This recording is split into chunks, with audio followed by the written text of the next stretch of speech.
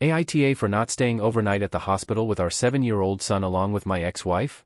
Our son has a bad case of pneumonia requiring a surgical procedure to drain fluid from his chest, and now he has a chest tube.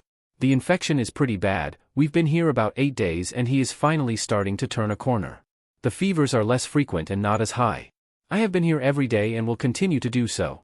His mom, my ex-wife, is also here, but during the day she's working remotely and a little more distracted.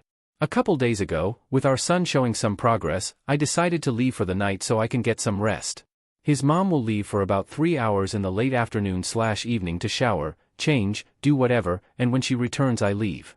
At that time our son is getting ready to sleep or is sleeping. I return first thing in the morning, between 6 and 6:30 a.m. to make sure I am here for the doctor rounds or any early morning procedure such as labs or x-rays. Full transparency, my girlfriend lives nearby and I go to her house to shower, change, and get some rest in a real bed. I've offered my son's mom the same opportunity. I've told her that if she wanted to go home for the night I am more than happy to stay.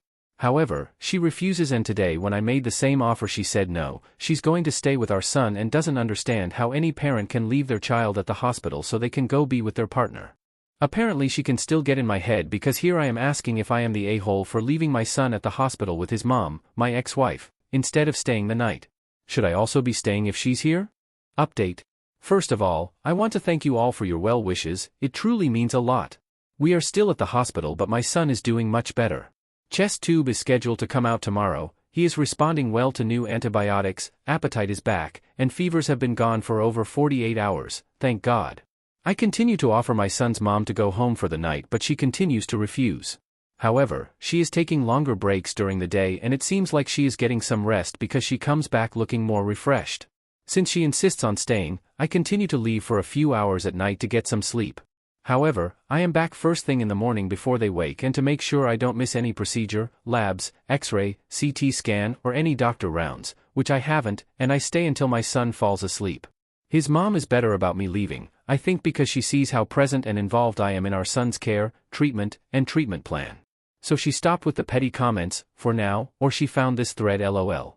All this has taught me a valuable lesson. We hear about it all the time but this experience really made me believe it. We cannot take care of other people if we don't take care of ourselves. I feel more present and clear-headed compared to the first few nights where I was staying all night. I am a bigger guy so the tiny bed plus the frequent nurse check-ins make it impossible to get any rest.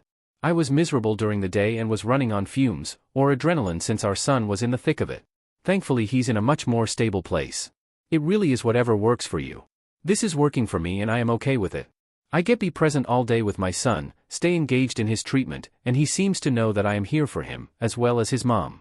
Side note, therapy has been good for me in learning that I needed to stop seeking validation from others and learn and work at looking for validation from within.